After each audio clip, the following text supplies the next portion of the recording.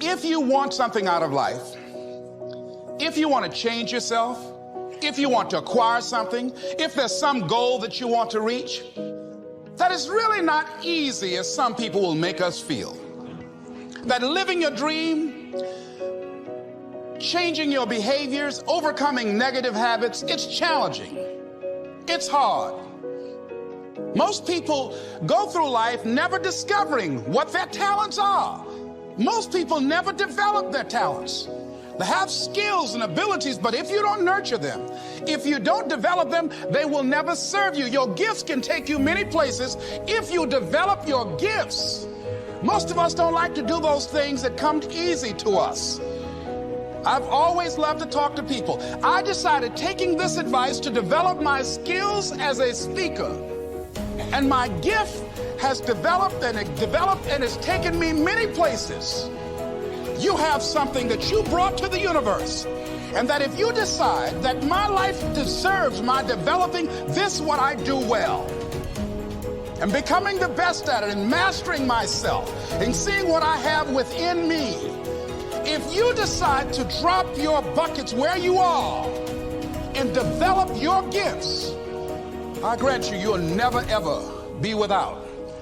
I grant you that your gifts will take you places that will literally amaze you.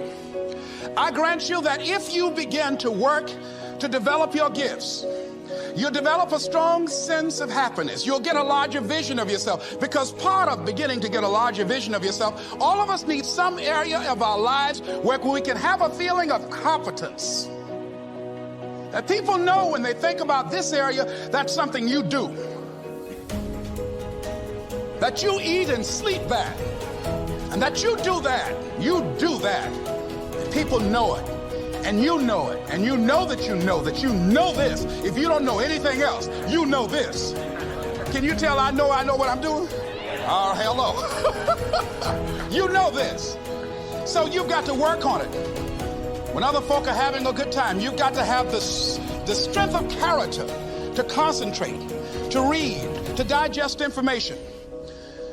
If you decide in any particular area that you're concerned about to make a conscious, deliberate, determined effort to read one book a month in that area, in 5 years, you'll be among the top 5% experts in the world.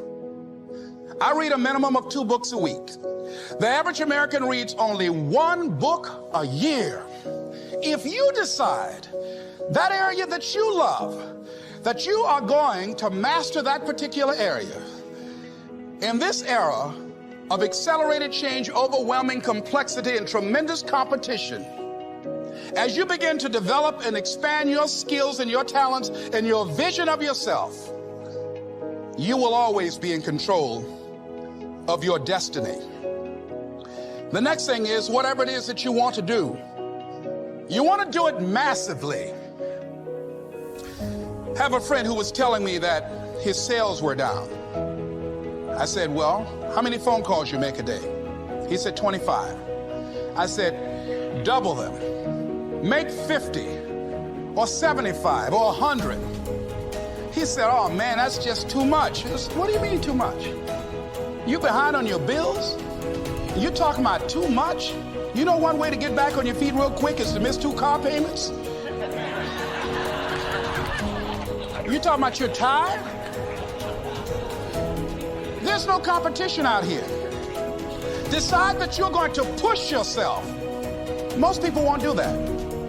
Most people give up on themselves easily. You know the human spirit is powerful.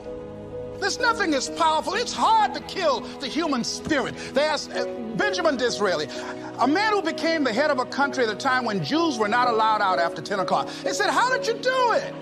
How did you achieve it against such great odds?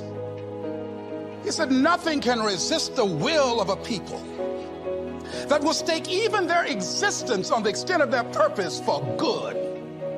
That when you have a made-up mind, when you decide that you want to do something, I was reading something the other day, he said the power to hold on in spite of everything, the power to endure, this is the winner's quality.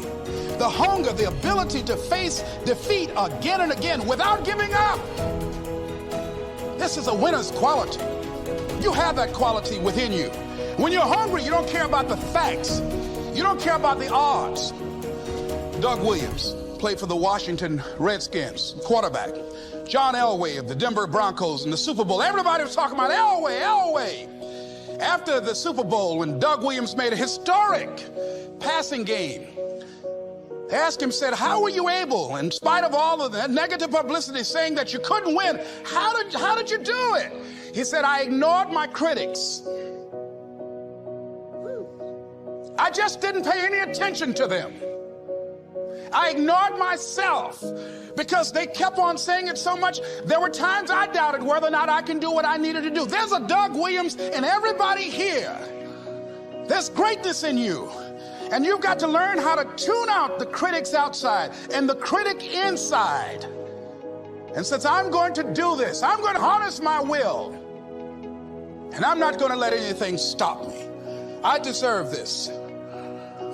I'm going to do it until. And this friend, I told him, said, start increasing your calls. I said, I make 100 calls a day. I got a callus in my ear. My ear's kind of dark. You can't see it, but it's there.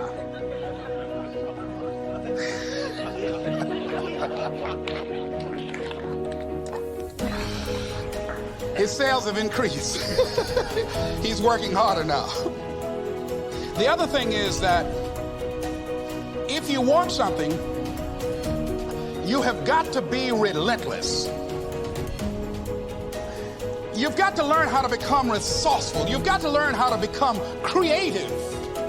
When crises strike in your life, and in the Chinese language, crises mean danger, but it also means opportunity. And this is an opportunity for you to grow.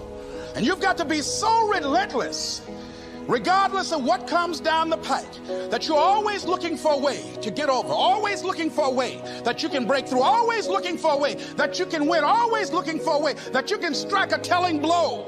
And pretty soon, I think there's some people watching us in the universe that say, wait, let's call a meeting over here. You know that guy Mustafa? Look at him down there. He won't stop. Just that fool don't know he can't get over. Look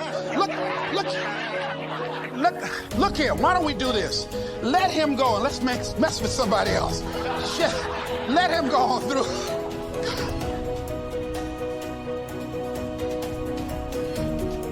Life will just get tired of whipping you sometimes. And just say, let's just let this one go.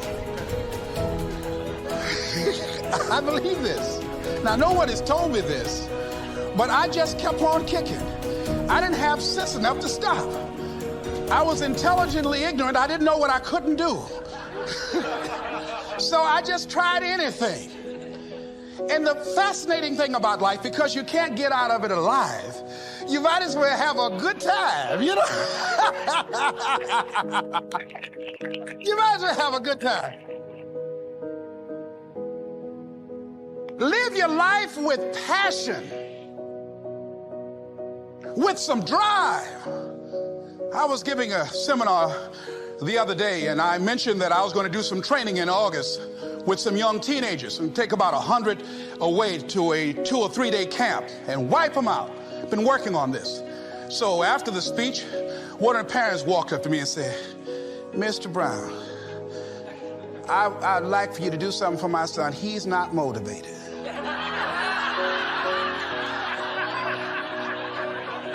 I said, I wonder why.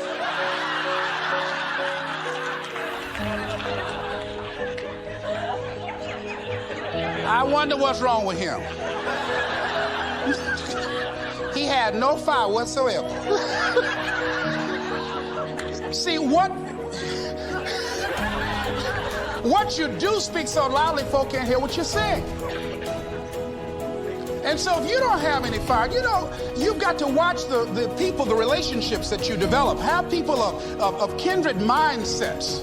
If you're around folk who are dead and negative all the time, they will affect you. You want people that are around you that have smiles on their faces, looking good. I was telling a group last week, Abraham Lincoln refused to hire a guy because of his face. They said, but the guy can't help it. He said, anybody over 30 is responsible for their face. If you have some depressing face looking at you every day, it affects your blood pressure.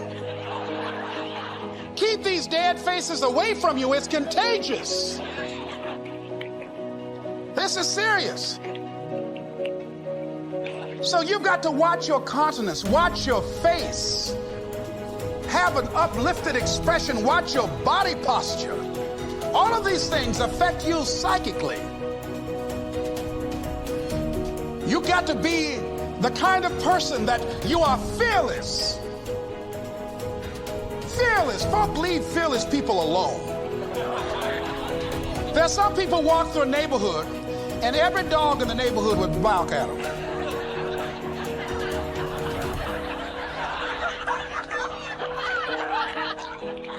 But there's some people come through and ain't nobody gonna mess with this.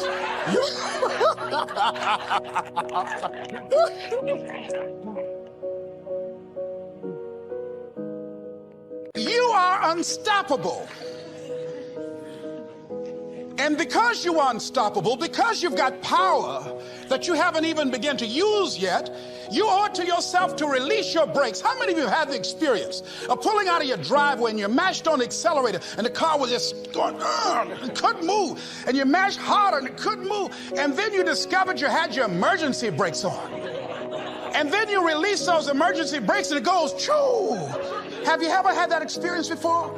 Most of us go through life with our brakes on, holding back, not giving all that we have, not sharing all of ourselves. Most of us go to our graves still holding on rather than releasing it.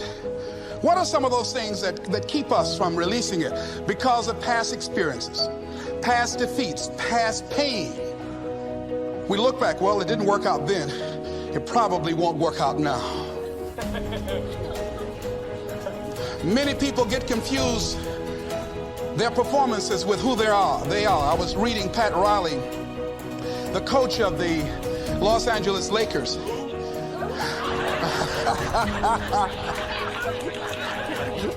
But you're gonna like this quote here. After the Trailblazers had blown them out of the water, and I'm sure he said this last night, they asked him, how do you feel? He said, tonight we were exposed for what we are right now.